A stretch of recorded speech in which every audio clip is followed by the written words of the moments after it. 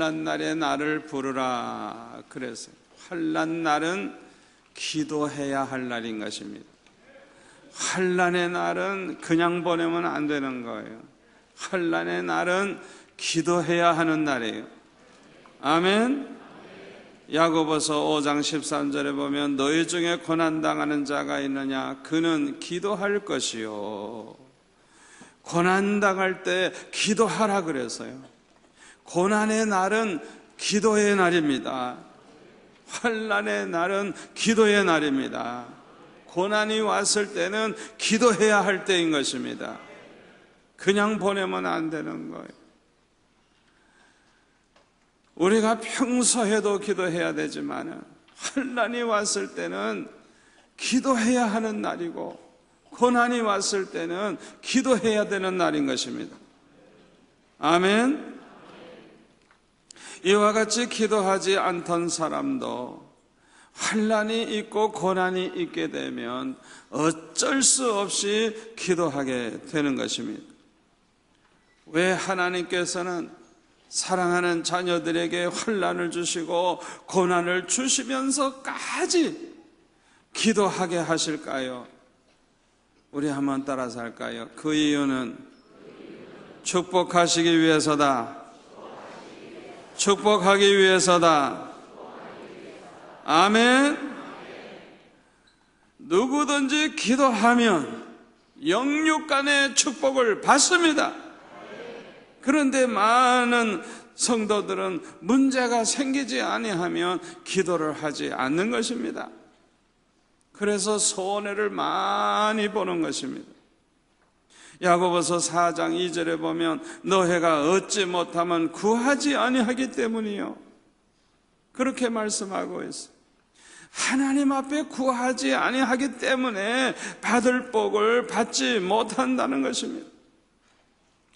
성경에 보니까요, 기도의 사람들은 영육 간의 큰 축복을 다 받았어요. 기도의 사람들은 기도하다가 은혜를 받아가지고 큰 믿음을 가지고 사는 복을 받았어요. 기도하다가 은혜를 받으니까 그 믿음이 점점 더 좋아지고 더 좋아지고, 그래서 하나님을 기쁘시게 해드리면서 살고 하나님의 사랑과 축복을 받은 것을 볼 수가 있어요. 아멘. 사도행전 1장에 보면은 예수님께서 승천하시기 전에 마지막으로 하신 말씀이 뭡니까? 예루살렘을 떠나지 말라. 아버지께서 약속하신 성령의 세례를 받을 때까지는 예루살렘을 떠나지 말라고 그렇게 말씀하셨어요. 그리고 너에게 성령이 임하실 것인데 성령이 임하시면 권능을 받고 예루살렘과 유다와 사마리아와 땅끝까지 이르러 내 증인이 되리라 말씀을 하셨어요.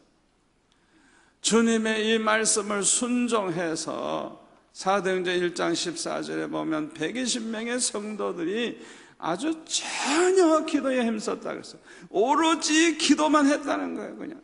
예? 그러니까 적어도 일주일 이상 열흘 동안 오순절날이 될 때까지 그냥 전심으로 기도했어요. 예수님의 말씀에 순종해서 기도하던 이 사람들이 모두가 다 성령의 충만함을 받았어요. 이렇게 큰 은혜를 받아가지고 얼마나 큰 믿음을 가지고 살았는지 몰라요. 이들이 받은 복은 이루 말할 수가 없어요. 기도의 사람들은 기도하다가 큰 축복을 받았어요. 기도의 사람들이 얼마나 받은 복이 많은지 몰라요. 그리고 기도의 사람들이 크게 쓰임을 받았어요. 기도의 사람들이 귀하게 쓰임을 받았어요. 기도의 사람들이 하나님께 영광 돌리면서 살았어요. 이와 같이 기도하면 반드시 축복을 받게 되는 것입니다. 기도의 사람들이 기도함으로 받게 되는 복이 많이 있습니다만 그 중에서 가장 큰 복이 뭐냐? 큰 은혜를 받아가지고 위대한 믿음의 사람이 되는 것이 복 중에 가장 큰 복입니다. 어떤 축복보다 큰 복이 뭐냐? 기도하다가 은혜 받고, 기도하다가 큰 위대한 사람, 믿음의 사람이 돼가지고 살다가 하나님 앞에 가는 것처럼 큰 복이 없어요. 여러분, 한나가 기도하다가 받은 복이 참 많아요. 조금 전에도 우리 제사님 간증을 했지만은 아들이 없어서 눈물로 기도하고 그러면서 이렇게 충성하고 있지만은 오늘 밤에라도 하나님이 태문을 여시면 하나님이 좋은 아들도 주시고 딸도 주실 줄 믿습니다. 하나님께서 급하면 쌍둥이 주실 거예요. 너무 급하면 새 쌍둥이도 줘요. 한나는 기도의 사람이 되니까 하나님께서 그의 기도를 들으시고 사무엘이라고 하는 아들을 주셨어요. 그 아들을 주실 뿐만 아니라 나중에는 3남 2녀를 더 주셨어요. 우리 하나님께서는 이렇게 풍성하신 하나님이에요. 그런데 그렇게 아들을 낳고 딸을 낳는 것보다 더 귀한 축복이 뭐냐? 이 한나가 위대한 믿음의 사람이 되었다고 하는 것입니다. 이 한나가 얼마나 믿음이 위대했다는 것은 사무엘상 2장에 보면 알 수가 있어요. 사무엘상 2장에 보면 한나의 기도가 나와요. 내 마음이 여호와로 말미암아 즐거워하며 내 뿔이 여호와로 말미암아 높아졌으며 내 입이 내 원수들을 향하여 크게 열렸으니 이는 내가 주의 구원으로 말미암아 기뻐함이니이다. 이 여호와와 같이 거룩하신 이가 없으시니 이는 주밖에 다른 이가 없고 우리 하나님 같은 반석도 없으심이니이다. 심히 교만한 말을 다시 하지 말 것이며 오만한 말을 너의 입에서 내지 말지어다. 여호와는 지식의 하나님이시라. 행동을 달아보시느니라. 용사의 활은 꺾이고 넘어진 자는 힘으로 띠를 띠도다. 풍족하던 자들은 양식을 위하여 품을 팔고 줄이던 자들은 다시 줄이지 아니하는도다. 전에 임신하지 못하던 자는 7을 낳았고 많은 자녀를 둔 자는 쇠약하도다. 여호와는 죽이기도 하시고 살리기도 하시며 스월에 내리기도 하시고 거기에서 올리기도 하시는도다. 여호와는 가난하게도 하시고 부하게도 하시며 낮추기도 하시고 높이기도 하시는도다. 가난한 자를 진토에서 일으키시며 빈궁한 자를 거름더미에서 올리사 귀족들과 함께 앉게 하시며 영광의 자리를 차지하게 하시는도다. 땅의 기둥들은 여호와의 것이라. 여호와께서 세계를 그것들 위에 세우셨도다. 아멘. 이 한나의 기도를 보면 한나가 무슨 학교를 다녔겠어요? 신학교를 다녔겠어요? 이거는 순전히 기도하는 가운데 은혜를 받고 성령으로 말미암아 이렇게 깨달아진 거예요. 얼마나 절이 있고 얼마나 깊은 신앙을 가지고 있었는지 우리가 알 수 있어요. 한나가 사무엘을 낳아서 위대한 그런 지도자가 되게 한 것도 큰 복이지만은 이 한나 자신이 은혜 받아가지고 이렇게 위대한 믿음의 사람이 된 게 더 귀한 거예요. 더 귀한 거예요. 아멘. 이러한 위대한 믿음을 가졌기 때문에 위대한 사무엘을 만들 수가 있었던 거예요. 이 은혜 받아가지고 위대한 믿음을 가지는 게 얼마나 큰 복인지 몰라요. 성경에 보면 다윗이 받은 복이 얼마나 많은지 몰라요. 환난이 많고 전쟁이 많았지만 큰 항상 하나님이 눈동자같이 보호해 주셨어요. 그리고 전쟁에 이기게 해 주셨어요. 그뿐만 아니라 승리할 때마다 원수의 것을 다 이제 뺏어오게 되니까 전쟁을 통해서 나라가 더 부여해지고 얼마나 축복을 받았는지 몰라요. 그 모든 복보다 다윗이 받은 가장 귀한 복이 뭐냐? 다윗 자신이 은혜를 받아서 위대한 믿음 안에 살다가 하나님께 영광 돌리다가 천국 간 것이 그게 더 큰 복이에요. 다른 복 다 받았어도 은혜를 못 받고 믿음이 없고 죄 가운데 살면 그게 뭐가 좋아요? 여러분 잘 들으시기를 바랍니다. 가장 귀한 복이 뭐냐? 예? 위대한 믿음으로 살다가 정말 끝까지 하나님을 기쁘시게 하면서 살다가 가는 것, 그것이 가장 귀한 복이에요. 가장 귀한 복. 성경에 보면 다니엘이 받은 복이 얼마나 많은지 몰라요. 그냥 다니엘서를 보면 이 다니엘이 축복을 얼마나 많이 받았는지 몰라요. 그 모든 복보다 더 귀한 복은 이 다니엘이 위대한 믿음의 사람이 된 거, 그게 더 귀한 복이에요. 다른 복보다. 그렇기 때문에 저와 여러분은 언제나 기억하셔야 될 것이 있습니다. 아무리 환난이 있고 고난이 있어도 하나님 앞에 부르짖으며 기도하다가 은혜를 받기만 한다면 그 환난도 고난도 다 축복으로 바뀌는 것입니다. 환난 때문에 기도했거든요. 고난이 있어서 기도했거든요. 그러는데 하나님이 그 기도를 들어주실 뿐만 아니라 은혜를 부어주셔가지고 믿음이 위대한 사람이 되었다고 하면 환난이 축복이라면, 그 고난이 축복이라면, 아멘. 어떤 고난이 있어도, 어떤 환난이 있어도 기도하는 사람,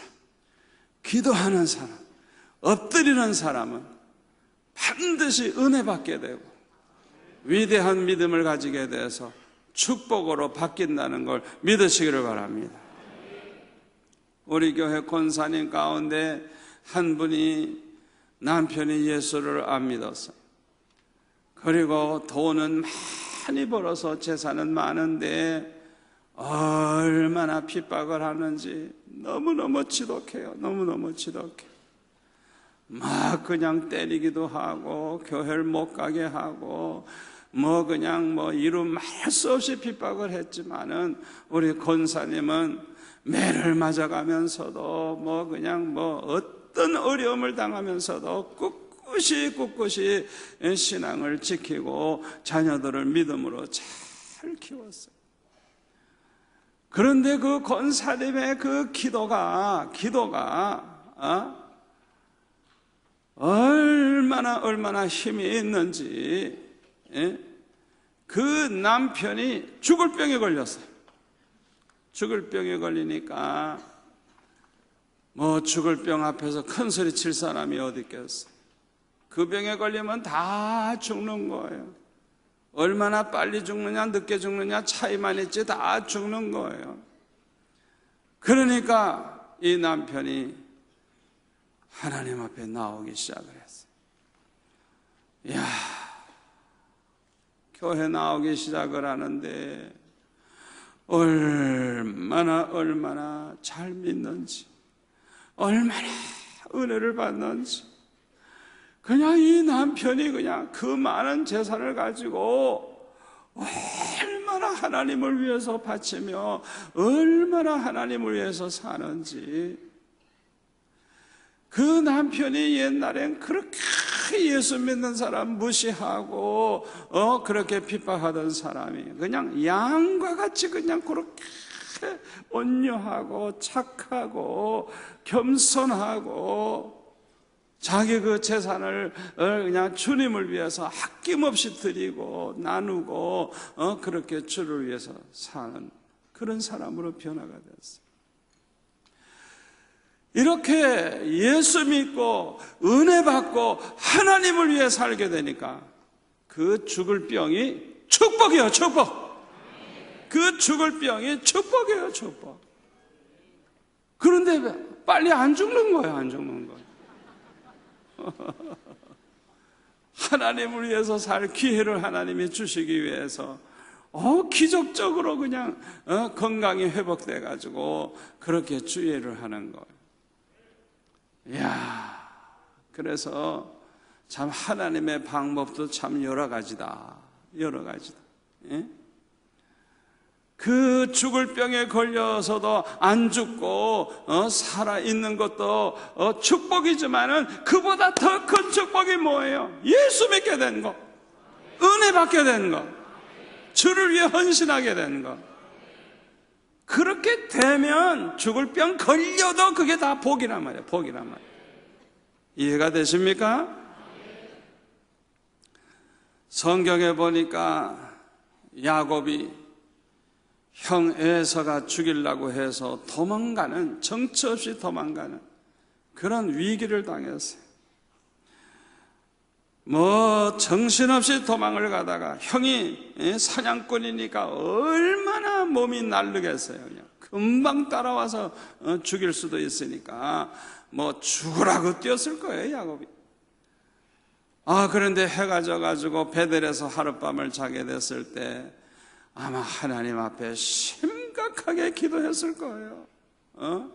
하나님 나 좀 살려주세요. 형이 여기 오지 못하게 해주세요. 하나님 날 지켜주세요. 하나님 앞에 열심히 기도했을 거예요.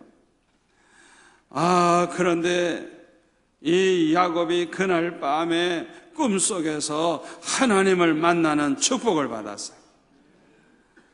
창세기 28장 10절에 보면은 야곱이 브엘사바에서 떠나 하란으로 향하여 가더니 한 곳에 이르러 해가 진지라 거기서 유숙하려고 그곳에 한 돌을 가져다가 베개로 삼고 거기 누워 자더니 꿈에 본즉 사닥다리가 땅 위에 서 있는데 그 꼭대기가 하늘에 닿았고 또 본즉 하나님의 사자들이 그 위에서 오르락내리락하고 또 본즉 여호와께서 그 위에 서서 이르시되 나는 여호와니 너의 조부 아브라함의 하나님이요 이삭의 하나님이라. 내가 누워있는 땅을 내가 너와 내 자손에게 주리니 내 자손이 땅의 티끌같이 되어 내가 서쪽과 동쪽과 북쪽과 남쪽으로 퍼져나갈지며 땅의 모든 족속이 너와 내 자손으로 말미암아 복을 받으리라. 내가 너와 함께 있어 내가 어디로 가든지 너를 지키며 너를 이끌어 이 땅으로 돌아오게 할지라. 내가 내게 허락한 것을 다 이루기까지 너를 떠나지 아니하리라. 이야, 수지 맞았어요. 수지 맞았어요. 예? 형에게 맞아 죽을 위기에 처해 있는 이런 아주 일생의 큰 환난을 당했는데 얼마나 심각하게 기도했겠어요. 얼마나 간절히 기도했겠어요. 그렇게 어려움 당할 때 그날 밤에 이 베델이라고 하는 곳에서 비록 꿈속이지만은 하나님 만나고 하나님이 그냥 야곱을 위해서 얼마나 큰 축복을 계획하고 계시는지, 앞으로도 하나님이 언제나 함께 해주시겠다고 약속을 하시고 엄청난 축복을 받았어요. 사랑하는 성도 여러분, 저와 여러분이 어려움을 당하고 위기를 당하고 고통을 당해도 이 야곱과 같이 그 어려움 속에서 기도하다가 주님 만나는 체험을 하고 주의 음성을 듣게 되고 나의 모든 계획을 알게 해주시고 하나님의 뜻을 알게 해주시는 이런 축복을 받는다고 하면 어떤 환난도 어떤 고난도 그게 다 축복이 되는 것입니다. 얼마나 참 놀라운 일입니까? 하여튼 우리가 어려움 당해도 그걸 통해서 기도하다가 은혜만 받으면, 주님 만나게 되면, 주의 음성을 듣게 되면 다 축복으로 바뀌는 거예요. 믿으시기를 바랍니다. 예레미야 33장 2절 3절에 보면 이 일을 행하시는 여호와, 그것을 만들며 성취하시는 여호와, 그의 이름을 여호와라 하는 이가 이와 같이 이르시도다. 너는 내게 부르짖으라. 내가 내게 응답하겠고 내가 알지 못하는 크고 은밀한 일을 내게 보이리라. 할렐루야. 이 하나님 앞에 부르짖으시기를 바랍니다. 부르짖으세요. 부르짖으세요. 그러면 응답만 해주시는 게 아니에요. 응답만 해주시는 게 아니에요. 우리가 알지 못하고 있는 크고 은밀한 일을 보여주시겠다고, 하나님의 계획을 보여주시고 나를 통해서 영광 받으시고자 하시는 하나님의 뜻을 가르쳐 주시겠다는 거예요. 우리가 어려움을 당할 때 기도하다가 이렇게 은혜 받으면 그냥 그 어려움이 그냥 다 축복으로 바뀌는 거예요. 축복으로 바뀌는 거예요. 다윗은 사무엘하 21장에 보면은 3년 기근이 왔어요. 3년 동안 기근이 와가지고 다윗은 하나님 앞에 간절히 기도했어요. 간절히 기도했어요. 그런데 그렇게 기도하는 가운데 하나님께서 죄를 깨닫게 하셨어요. 죄를. 다시 말하면 이 죄라고 하는 건 깨달아야 회개하지, 깨닫지 못하면 회개를 못하거든요. 그러니까 하나님께서 이 기근을 통해서 기도하게 하시고 기도하다가 죄를 깨닫게 하신 거예요. 그런데 기도하다가 보니까 하나님께서 말씀을 하시는데 왜 기근을 주셨느냐 하면 21장 1절에 보니까 사울과 피를 흘린 그의 집으로 말미암음이니 그가 기브온 사람을 죽였음이니라. 그렇게 하나님이 말씀하셨어요.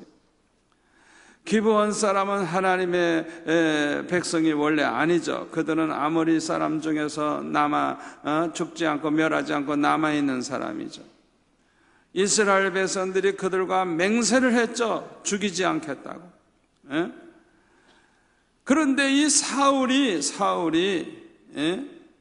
그 맹세한 걸 어기고 기브온 사람들을 다 죽여 없애려고 계획을 하고 많은 사람을 죽였어요.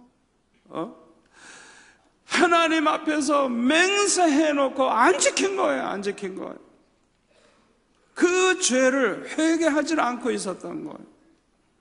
그래서 하나님께서 갑자기 그냥 이 다윗 시대의 기근이 3년 동안이나 계속되는 거예요. 그러니 평소에도 기도 많이 하던 다윗이 얼마나 안타까운 마음으로 기도했겠어요. 그런데 기도할 때에 죄를 깨닫게 된 거예요. 바로 이 사울 왕과 그의 집에서 기브온 사람들을 죽인 그 죄 때문에 이렇게 기근이 왔다는 걸 깨달은 거예요. 그래서 성경에 보면 이제 기브온 사람들 대표를 불러가지고 우리가 너희를 위해서 어떻게 해야 속죄함을 받겠느냐고, 그리고 또 너희들이 우리를 위해서 복을 빌겠느냐고 물어보니까 기브온 사람들이 대답하기를 그 사울의 집과 우리와는 은금의 관계 문제가 아니고 또 사람을 죽이는 문제도 우리에게는 죽일 권한이 없다고 그렇게 말을 하면서 그들이 우리를 학살을 했으니까 그들의 자손들 가운데 7명만 내달라고, 그러면 그들을 목매달아 죽이겠다는 거예요. 그래서 다윗이 그것을 허락을 하죠. 그래서 사울의 자손 중에서 7명을 내주는 거예요. 그래서 목을 매달아 죽이는 거예요. 그리고 나서 이 다윗은 사울의 그 뼈와 요나단의 뼈, 전쟁에 패해가지고 비참하게 그냥 토막 시체가 돼서 죽은 거를 그거를 이제 야베스 사람들, 길르아 야베스 사람들이 가져다가 이제 그 화장을 해서 그 뼈를 추려가지고 묻어놨던 걸, 그걸 꺼내가지고 그 사울의 아버지 기스의 그 묘, 그 자기 집안의 그 준비된 묘에다가 장례식을 잘 치러줬어요. 그 후에야 14절에 보니까 그 후에야 이런 일을 한 다음에야 하나님이 그 땅을 위한 기도를 들어주셨다. 그래서 기근이 그때서야 끝난 거예요. 사랑하는 성도 여러분, 사업에 기근이 왔습니까? 우리가 물질적인 기근을 당합니까? 그거 우연히 오는 게 아니에요. 이렇게 어려움 당할 때, 이 어려움 당할 때는 기도해야 할 때라 그랬어요. 그 문제를 얻고 기도하다가 보면 반드시 하나님의 말씀해 주실 거예요. 우리의 회개하지 못한 죄가 있다고 하면 죄를 깨닫게 해 주실 거예요. 아멘. 죄를 깨닫고 회개하고 죄 문제가 해결되면 이제 축복의 문이 열리는 거예요. 그러니까 이 3년 기근이 오지 않았더라고 하면 이 문제를 해결할 수가 없었을 거예요. 그렇기 때문에 저와 여러분은 기근이 오든지 어떤 환난이 오든지 엎드려 기도하기만 하면 반드시 모든 것이 축복으로 바뀐다는 걸 믿으시기를 바랍니다. 역대하 33장에 보면은 므낫세 왕, 여러분 잘 아시죠? 히스기야 왕의 아들 므낫세, 얼마나 우상 숭배를 많이 하고 옛날에 이방인들보다도 누구보다도 우상 숭배를 아주 가장 많이 하고 그걸 반대하는 사람들을 다 죽여버리는 그런 아주 못된 왕이었어요. 그래서 하나님께서는 그냥 책망을 하시고 야단을 치셨지만은 그래도 말을 안 듣는 거예요. 안 듣는 거예요. 얼마나 강팍한지 몰라요.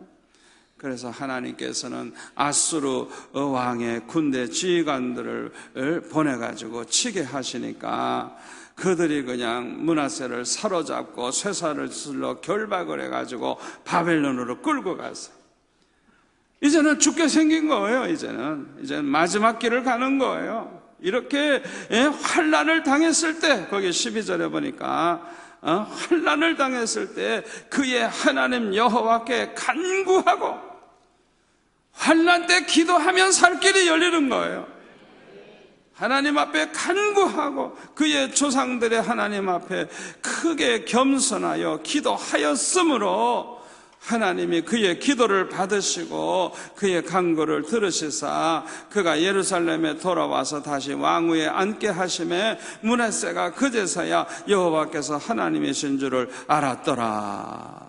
그랬어요. 그러니까 이 므낫세가 왜 어리석은 그런 짓을 했을까요? 하나님을 만나지 못해서 그래요. 하나님을 만나지 못해서. 그래서 못된 짓을 한 거예요.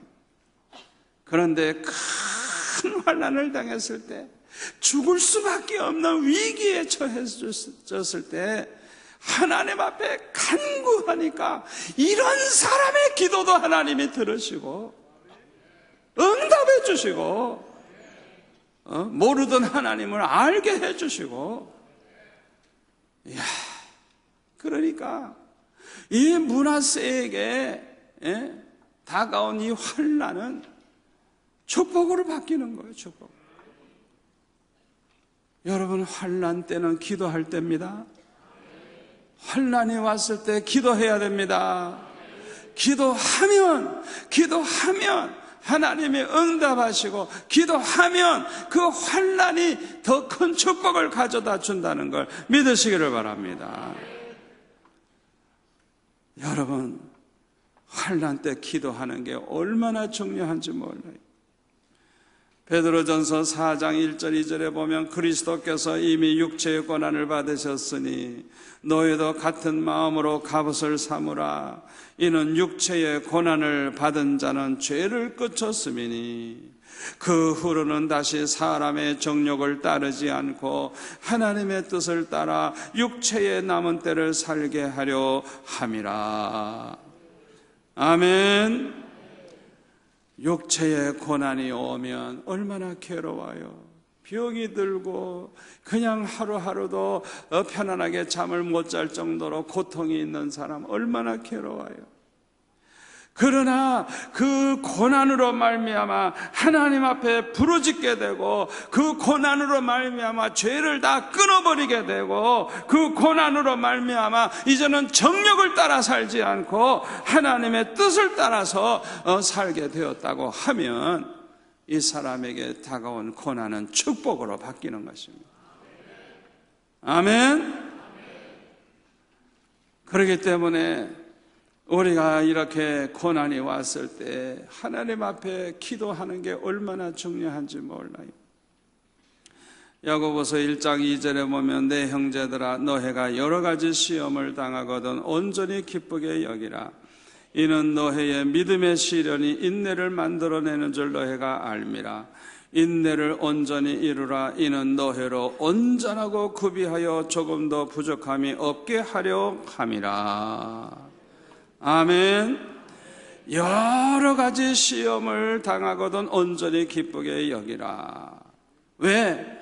이 여러 가지 시련을 당했을 때 하나님 앞에 부르짖으며 기도하다가 보니까 은혜를 받고, 기도하다가 보니까 인내심이 생기고, 기도하다가 보니까 은혜를 받아가지고 온전한 사람으로 변화가 되어서 조금도 부족함이 없는 믿음의 사람으로 변화가 되는 거예요. 아멘. 그래서 이 시험이 다 축복이 되는 거예요. 그렇기 때문에 기쁘게 여기라는 거예요. 우리 한번 따라서 합시다. 위기가 왔을 때 기도하는 사람은 위기가 축복의 기회로 바뀐다. 아멘. 위기가 왔을 때 기도하는 사람은 그 위기가 아니고 축복의 기회로 바뀌는 거예요. 여러분, 기도가 그렇게 중요한 거예요. 창세기 26장에 보면 이삭이 흉년 들어서 이제는 굶어 죽을 수밖에 없는 어려움을 당했을 때 그는 기도했어요. 그 위기 속에서 기도했어요. 그래가지고 하나님의 음성을 듣게 되었어요. 하나님의 음성을 듣고 그는 그 말씀에 순종을 했어요.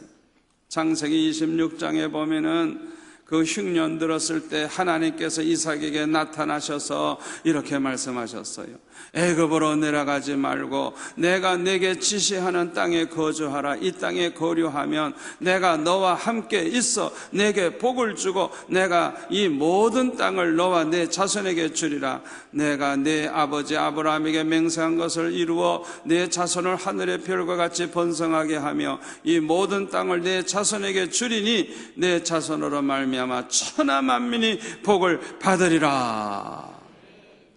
할렐루야. 어떤 위기가 와도 기도하다가 하나님의 음성을 들으면 문제는 해결되는 거예요. 축복으로 바뀌는 거예요. 여러분들이 그걸 아셔야 돼요. 이삭은 하나님의 음성을 듣고 그대로 순종을 해서 애굽으로 내려가지 않았어요. 그랄 지방에 그냥 거했어요. 그랬더니 하나님께서 100배의 복을 주셔가지고 마침내 그냥 거부가 되게 해주셨다 그랬어요. 거부가 되게. 여러분, 흉년이 오고 경제적 어려움이 오고 환난이 오고 어려움이 왔을 때 걱정하지 마시고 기도만 하세요. 기도만 하세요. 너무너무 괴로우면 더 열심히 기도하세요. 그러면 주님의 음성을 듣게 됩니다. 응답을 받게 됩니다. 주님 말씀하신 대로만 순종하세요.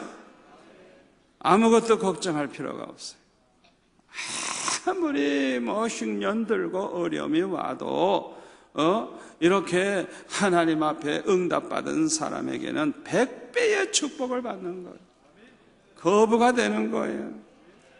우리 성도들 가운데도 요즘처럼 이렇게 어려울 때에 하나님의 100배의 축복을 허락해 주셔서 받아 누리는 사람들이 많이 나오시기를 축원합니다. 그 축복을 누가 받느냐? 기도의 사람들이 받는 거예요. 기도하다가 하나님의 음성을 들은 사람들이 그 축복을 받는 거예요. 얼마나 중요한지 몰라요. 이삭이 이렇게 하나님의 음성을 듣게 된 것은 가만히 있는데 그런 음성 들은 거 아니에요. 성경에 기록은 안 돼 있지만은 기도 많이 했을 거예요. 안타깝게 기도했을 거예요. 그러다가 하나님의 음성을 듣고 놀라운 하나님의 계획을 알게 되고 오히려 큰 축복을 받아가지고 거부가 됐어요. 야곱도 20년 만에 형을 만나려고 했을 때 창세기 32장 6절에 보니까 형 에서가 400명의 군사를 데리고 오는 거예요. 그러니까 이제 야곱은 큰일 났어요. 그냥 양떼 소떼 몰고 오죠. 그냥 아내가 4명이나 있고 그냥 자녀가 그냥 바글바글하고 그냥 어린애들도 있고 그러니까 얼마나 큰일 나는지 몰라요. 꼼짝없이 이제는 죽을 수밖에 없는 거예요. 그래가지고 그냥 야곱은 예물을 준비해가지고 예물을 먼저 보내가지고 형의 마음을 좀 이렇게 부드럽게 좀 만들어야 되겠다. 그렇게 잔꾀도 좀 부렸어요. 그래도 안심이 안 되는 거예요. 안심이 안 되는 거예요. 그러니까 그냥 그 야복강을 건너가게 해놓고 마지막 자기가 건너가려고 할 때 그냥 건너갈 자신이 없는 거예요. 자기는 틀림없이 가면 형에게 맞아 죽을 게 뻔해요. 안심이 안 되니까 창세기 32장 24절에 보면 약복강가에 홀로 남아서 그냥 하나님과 막 씨름을 하며 결사적으로 기도하면서 나를 축복하지 아니하면 놓아줄 수 없다고 하면서 그냥 부르짖는 거예요. 막 부르짖는 거예요. 예? 그때 그 여호와의 사자가 도저히 야곱과 씨름을 해서 이길 수 없으니까 그 허벅지 뼈, 이 관절을 그냥 아마 발길질을 했는지 모르겠지만 그냥 탁 치니까 그냥 부러져 버렸어. 아이고, 그러니 이제 도망가기도 다 틀렸지. 이제 찔뚝찔뚝 하는 그런 몸 가지고 어디로 도망을 가겠어요. 그러니까 그냥 죽어도 안 놓는 거예요. 날 축복하지 아니하면 놓을 수 없다고 그렇게 할 때에 그때 하나님께서 뭐라고 말씀하십니까? 하나님께서는 이제부터는 너 야곱이라고 하지 말라. 이제는 내 이름을 이스라엘이라고 해라. 하나님과 겨루어서 이긴 자라는 거예요. 할렐루야. 완전히 이름을 바꿔주셨어요. 이것이 무엇을 의미하는 줄 압니까? 야곱이 잔깨나 부리고 자기 수단 방법으로 모든 걸 해결하려고 하는 그런 사람이었는데 완전히 딴 사람으로 변화된 것을 이게 보여주는 거예요. 야곱이 그냥 그날 밤에 너무너무 큰 은혜를 받은 거예요. 아멘. 그래서 이제는 야곱이 아니에요. 이스라엘이에요. 영광스러운 이름을 하나님이 그에게 지어주셨어요. 하나님과 그 하나님의 사람과 겨루어 이겼다는 뜻을 가지고서 이겼다고 하는 거예요. 그래서 이 야곱은 이스라엘 백성의 조상이 돼가지고 그의 12아들이 12지파를 이루어가지고 이스라엘 나라를 지금까지도 이렇게 존속하고 있잖아요.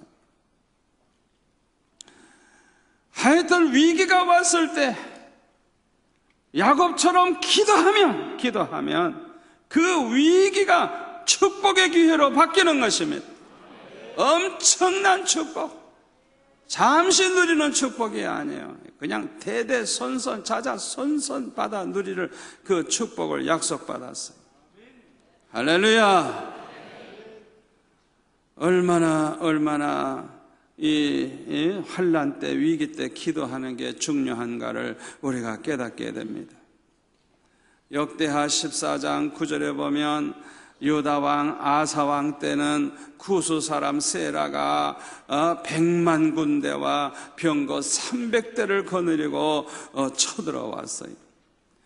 그러니 이거 야단났죠. 거기 11절에 보니까 아사가 그의 하나님 여호와께 부르짖어 이르되 여호와여, 힘이 강한 자와 약한 자 사이에는 주밖에 도와줄 이가 없사오니 우리 하나님 여호와여, 우리를 도우소서. 우리가 주를 의지하오며 주의 이름을 의탁하옵고 이 많은 무리를 치러 왔나이다. 여호와여, 주는 우리 하나님이시오니 원하건대 사람이 주를 이기지 못하게 하옵소서 하였더니 여호와께서 구스 사람들을 아사와 유다 사람들 앞에서 치시니 구스 사람들이 도망하는지라. 아멘. 아사는 이 위기가 왔을 때 하나님 앞에 간절히 부르짖음으로 말미암아 100만 군대를 그냥 손 하나 쓰지 않고 그냥 이길 수가 있었어요. 하나님이 함께 하시니까. 이기고 지는 거는 하나님의 손에 있습니다. 하나님이 함께 하시니까, 부르짖는 자와 함께 하시니까 100만 군대라도 쉽게 이기는 거예요. 저와 여러분의 기도가 얼마나 중요한 줄 압니까? 북한에서 미사일을 쏠라고 그러고 원자탄을 만들어가지고 뭐 남한을 불바다로 만들겠다 그러고 아무리 위협 공갈을 떨어도 우리가 기도하면 하나님이 우리나라를 책임져 주십니다. 이 아사 왕과 같이 저와 여러분이 이 나라와 이 백성을 위해서 날마다 기도하면 그 기도가 절대로 헛되지 아니하고 반드시 하나님이 들어주신다는 걸 믿으시기를 바랍니다. 전쟁이 일어나도 그냥 쉽게 이길 거예요. 왜? 기도하는 사람이 있기 때문에. 아멘. 여호사밧 왕 때는 모압 자손과 암몬 자손과 세일산에 사는 마온 사람들이 함께 연합군을 이루고 쳐들어왔어요. 어마어마한 군대가 쳐들어왔을 때 여호사밧이 그냥 얼마나 두려운지 싸우기도 전에 막 그냥 두렵고 떨리는 거예요. 그러니까 그냥 하나님 앞에 막 금식하면서 간구하기 시작을 했어요. 그리고 온 유다 백성들도 다 금식하라고 공포를 했어요. 아니 지금 적이 쳐들어오고 있는데 밥도 많이 먹고 힘을 내고 싸울 준비를 해야지 다 금식을 시켜놓으면 이건 싸울 힘도 없잖아요. 예? 그러나 하나님 앞에 결사적으로 기도를 한 거예요. 그랬더니 하나님께서 레위 사람 야하시엘을 통해서 응답을 해 주셨어요. 역대하 20장 15절에 보면 너희는 이 큰 무리로 말미암아 두려워하거나 놀라지 말라. 이 전쟁은 너에게 속한 것이 아니요 하나님께 속한 것이니라. 이 말을 바꿔 말하면 너희들이 싸울 필요 없다. 내가 다 싸워주겠다. 이건 너희들에게 속한 거 아니다. 나에게 속한 거다. 너희들 염려하지 마라. 내가 싸워주겠다. 그 뜻이에요. 그 뜻이에요. 할렐루야. 얼마나 놀라운 응답입니까? 17절에 보니까 너희는 두려워하지 말며 놀라지 말고 내일 그들을 맞서 나가라. 여호와가 너와 너희와 함께 하리라. 이런 응답을 받았어요. 그래서 모두가 다 하나님 앞에 경배하고 찬양을 하나님께 올려드렸어요. 그 다음날 성가대원들을 맨 앞에 세워가지고 예복을 입고 찬송을 하면서 나아갑니다. 21절에 보니까 여호와께 감사하세 그의 인자하심이 영원하도다, 이렇게 찬송을 하면서 그렇게 적진을 향해서 나아갔어요. 22절에 보니까 하나님이 복병을 두셔가지고 혼란이 일어나게 하시는데, 이 암몬과 모압 자손이 일어나가지고 세일산 주민을 다 멸해버리고, 그 후에는 자기들끼리 서로 치고받고 그래가지고 다 죽어서 24절에 보니까 한 사람도 피한 자가 없이 모두 다 죽었다는 거예요. 그냥 엎드려 죽은 시체뿐이라 그랬어요. 아주 전멸됐어요. 자기들끼리 찔러 죽여가지고. 희한한 일이죠. 하나님 앞에 기도할 때 이런 기적이 일어나는 것입니다. 여러분, 저와 여러분의 기도가 얼마나 중요한가를 다시 깨달으시기를 바랍니다. 저 북한이 마음대로 쳐들어올 수가 없어요. 우리의 기도가 있는 한 그런 일은 절대 없을 거예요. 저는 자꾸 그런 생각이 들어요. 남한을 쳐들어오기 전에 자기들끼리 싸워가지고 죽이고 그런 일이 일어날 것 같아요.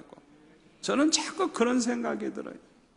제일 쉽게 이기는 방법이 그거죠. 하나님이 싸워주셔서 적들이 자기들끼리 서로 죽여가지고 자기들끼리 다 망하는 거예요.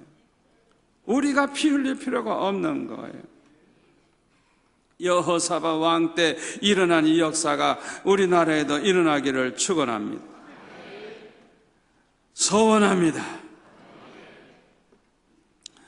역대하 20장 25절에 보면 여호사밧과 그의 백성이 가서 적군의 물건을 탈취할세 본즉 그 가운데에 재물과 의복과 보물이 많이 있으므로 각기 탈취하는데 그 물건이 너무 많아 능히 가져갈 수 없을 만큼 많으므로 사흘 동안에 거두어들이고 그들이 그냥 전쟁을 그냥 계속 해야 되니까 그냥 재물도 많이 가져온 거예요. 곡식도 많이 가져오고 재물도 가져오고 의복도 많고 보물도 많고 그냥 얼마나 많이 가져왔는지 옮기는데 사흘 걸렸다요. 사흘. 그들은 그냥 하나님께서 역사하심으로 자기들끼리 싸워서 다 죽었기 때문에 그들이 가져온 물건을 그대로 다 이제 거둬들인 거예요. 사흘 동안. 26절에 보면 넷째 날에 무리가 브라가 골짜기에 모여서 거기서 여호와를 송축한지라. 그러므로 오늘날까지 그곳을 브라가 골짜기라 일컫더라. 그 다음 날은 하나님 앞에 그냥 찬양하면서 영광 돌리는 그런 날을 보냈어요. 야, 상상만 해도 얼마나 멋있는지 몰라요. 저와 여러분도 하나님 앞에 열심히 기도할 뿐만 아니라 그냥 하나님 앞에 찬양으로 영광 돌리는 그런 가운데 기적을 볼 수 있기를 바랍니다. 어떻게 이렇게 여호사밧 왕은 이런 일을 했는지 모르겠어요. 네 번째 날은 다 백성이 모여가지고 하나님께 찬양을 하면서 보냈다는 게 이게 얼마나 참 위대한 일이에요. 저와 여러분이 항상 이렇게 깨어 기도하고 항상 하나님을 찬양하는 거 하나도 땅에 떨어지지 아니하고 이 모든 것이 하나님 앞에 상달되고 있음을 믿으시기를 바랍니다. 히스기야 왕 때는 아수르 군대에 포위를 당해가지고 자꾸 항복하라고 그냥 야단법석입니다. 얼마나 나라가 위기에 처해 있는지 몰라요. 그런데 이 히스기야가 그 이사야 선지자에게 기도를 부탁하고 밤새도록 성전에 엎드려 기도를 하고 나서 그 다음날 나가보니까요 그냥 밤사이에 하나님의 사자가 그냥 그 아수르 진중에서 18만 5천 명을 다 그냥 쳐가지고 죽었어요. 그래가지고 가서 일어나서 보니까 시체만 있는 거예요. 시체만 있는 거. 예? 그러니까 이 밤사이에 이상한 병이 아마 도는 것 같아요. 그러니까 뭐 이 무서운 전염병이 그냥 18만 5천 명을 그냥 다 그냥 그날 밤에 죽게 한 거예요. 이걸 보면요, 이 말세에 이 하나님께서 심판하시면 얼마나 무서운 전염병이 돌 거라서 얼마나 많은 사람이 죽을지 모르겠어요. 예? 요한계시록에 보면 무시무시한 얘기가 많이 있죠. 이 성경에 이렇게 일어난 일을 보면은 얼마든지 앞으로도 일어날 수 있다는 걸 우리가 알 수 있어요. 그리고 이 아스르 왕은 어떻게 된 심판인지 살아가지고 자기 나라로 돌아갔는데 아들이 우상 앞에 절을 할 때 아들이 죽여버렸어요. 그래서 그냥 망하고 만 거예요. 히스기야의 그 기도가 이렇게 위대한 역사를 일으킨 것입니다. 아멘. 한 사람의 기도도 이렇게 역사가 일어난다는 것을 볼 때, 이렇게 많은 성도들이 합심해서 기도할 때 불가능이 무엇이 있겠어요? 믿으시기를 바랍니다. 이사야 38장 3절에 보면 이사야가 병들어 죽게 되었을 때 이렇게 하나님 앞에 기도합니다. 여호와여 구하오니 내가 주 앞에서 진실과 전심으로 행하며 주의 목전에서 선하게 행한 것을 기억하옵소서 하고 히스기야가 심히 통곡을 했다 그랬어요. 이에 여호와의 말씀이 이사야에게 임하여 이르시되 너는 가서 히스기야에게 이르기를 내 조상 다윗의 하나님 여호와께서 이같이 말씀하시기를 내가 내 기도를 들었고 내 눈물을 보았노라. 내가 내 수 안에 15년을 더하고 너와 이 성을 아스르 왕의 손에서 건져내겠고 내가 또 이 성을 보호하리라. 이는 여호와로 말미암는 너를 위한 징조이니 곧 여호와께서 하신 말씀을 그가 이루신다는 증거이니라. 보라, 아하스의 해시계가 나아갔던 해 그림자를 뒤로 십도를 물러가게 하리라 하셨다 하라 하시더니 이 해시계에 나아갔던 해 그림자가 십도를 물러가니라 그랬어요.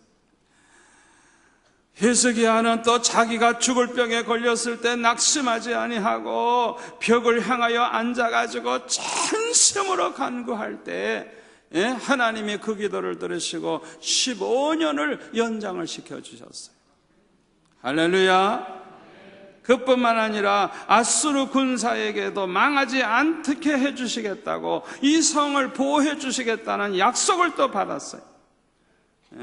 그리고 해시계가 뒤로 10도나 물러가는, 태양이 이렇게 거꾸로 움직이는 희한한 일이 벌어졌어요. 여러분, 저와 여러분이 환난을 당했을 때, 어려움을 당했을 때 바로 그 시간은 기도해야 하는 시간임을 기억하시기를 바랍니다. 하여튼 기도하면 역사가 일어나는 것입니다. 위기가 축복의 기회로 바뀌는 거예요. 에스더 시대도 보니까 아하수에로 왕 시대에 에스더가 왕후가 되었죠. 그때 아가왕 하만이 아말렉 사람인데 그 모르드게가 이 하만 앞에 절을 하지 않으니까 이 모르드게만 죽이는 게 아니라 그의 백성 유다 민족까지 다 죽이기로 그렇게 결정을 하고 왕에게 허락을 받아가지고 12번째 달 곧 아달월 13일에 모든 유다인을 죽이고 그들의 재산을 탈취하라는 조서를 내렸어요. 그러니까 이제 12월 13일만 되면 유다인들은 다 죽는 거예요. 다 죽는 거예요. 어디에 있든지 다 죽는 거예요. 그리고 재산 다 뺏기는 거예요. 그러니 얼마나 위기입니까? 에스더 4장 16절에 보니까 사흘을 금식하고 나서 왕에게 나아가기로 결심을 했어요. 죽으면 죽으리이다. 목숨을 걸고 자기가 가겠다는 거예요. 금식 기도한 다음에 결심을 했어요. 그러니 얼마나 위기입니까? 에스더 4장 16절에 보니까 사울을 금식하고 나서 왕에게 나아가기로 결심을 했어요. 죽으면 죽으리이다. 목숨을 걸고 자기가 가겠다는 거예요. 금식 기도한 다음에 결심을 했어요. 위기가 왔을 때 목숨 걸고 아예 죽을 각오를 하고 금식 기도하고 왕의 허락도 받지 않고 당당하게 왕에게 나아가기로 결심을 했어요. 그 결과가 어떻게 됐어요? 똑같은 날 유다인을 죽여야 되는 그날 바로 그날에 유다인들의 원수들을 다 죽이고 그 재산을 탈취하라는 조서로 바뀌게 되어서 거꾸로 되고 말았어요. 그래서 유다 민족의 원수들이 대신 다 멸망하게 되고 그들의 재산을 오히려 유다인들이 탈취하는 이런 역사가 일어났어요. 그래서 에스더서 8장 15절에 보면 모르드게가 푸르고 흰 조복을 입고 큰 금관을 쓰고 자색하는 배에 겉옷을 입고 왕 앞에서 나오니 수산성이 즐거이 부르며 기뻐하고 유다인에게는 영광과 즐거움과 기쁨과 존귀함이 있는지라. 왕의 어명이 이르는 각 지방 강읍에서 유다인들이 즐기고 기뻐하여 잔치를 베풀고 그날을 명절로 삼으니 본토 백성이 유다인을 두려워하여 유다인이 되는 자가 많더라. 할렐루야.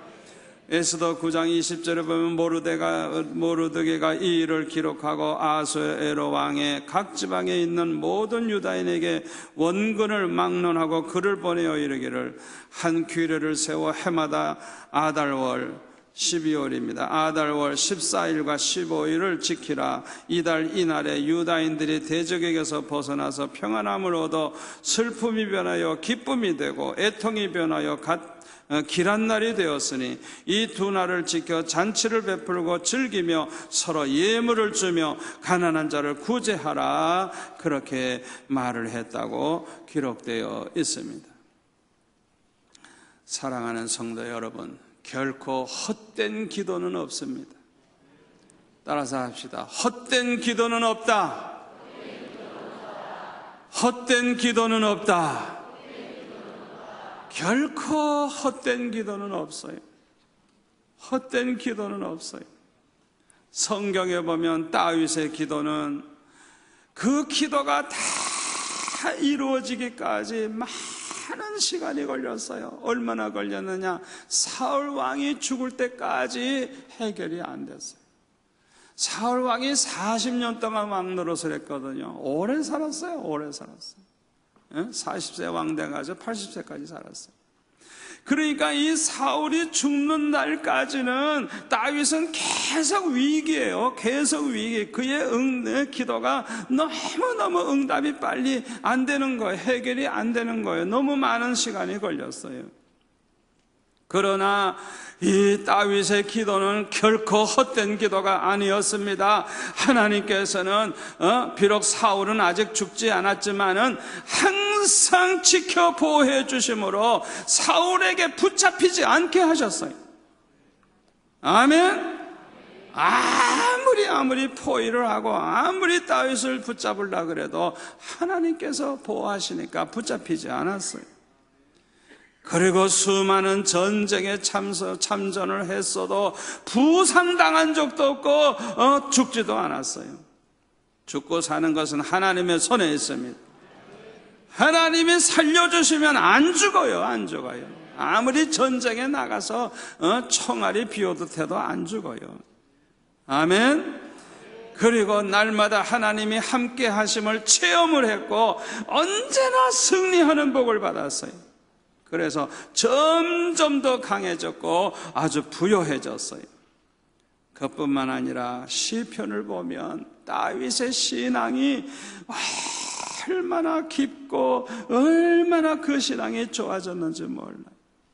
그 어려움을 그렇게 계속 당하는 가운데 그렇게 열심히 기도하던 이 다윗은 은혜를 더 받고 은혜를 더 받고 더 받고 그러다가 보니까 더 거룩해지고 더 거룩해지고, 그래서 그의 기도는 결국은 모든 환난과 시험을 축복으로 바꾸게 된 것입니다. 할렐루야. 사랑하는 성도 여러분, 여러분 가운데 환난이 온 분 있습니까? 고난이 있는 분 있습니까? 오늘 잘 나오셨어요. 잘 나오셨어요. 오늘뿐만 아니라 그 문제가 해결될 때까지 계속 기도하시기를 바랍니다. 여러분의 기도는 당장 그 응답이 오지 않고 당장 해결이 안 됐어도 결코 헛된 게 아닙니다. 여러분들이 깨어 기도하는 가운데 주시는 은혜가 얼마나 큰지 몰라요. 하나님이 여러분들을 지켜주실 것입니다. 보호해 주실 것입니다. 아무리 위기가 와도 하나님이 지켜주실 것입니다. 특별히 하나님이 함께 해주시는 걸 날마다 체험하게 될 것입니다. 그리고 얼마 후에는 다 이루어진 걸 보게 될 거예요. 그래서 지나고 보면, 야, 그동안 내가 당한 환난과 그 고난이 오늘의 나를 이렇게 만들었구나. 체험적인 신앙을 가지고 은혜 충만한 하나님의 사람으로 만들어서 하나님을 위해 살 수 있는 이런 하나님의 사람으로 변화시킨 그 사실을 우리가 깨닫게 되어서 하나님께 영광을 돌리게 될 줄 믿습니다. 오늘 밤 이렇게 주님 앞에 나와 기도하시는 모든 분에게 이 다윗이 받은 복을 다 받게 되시기를 축원합니다. 축원합니다. 어떤 환난과 고난도 기도하는 자에게는 축복으로 바뀝니다. 헛된 기도는 하나도 없습니다. 결코 우리의 기도는 헛되지 않습니다. 확신을 가지시고 기도하시기를 바랍니다.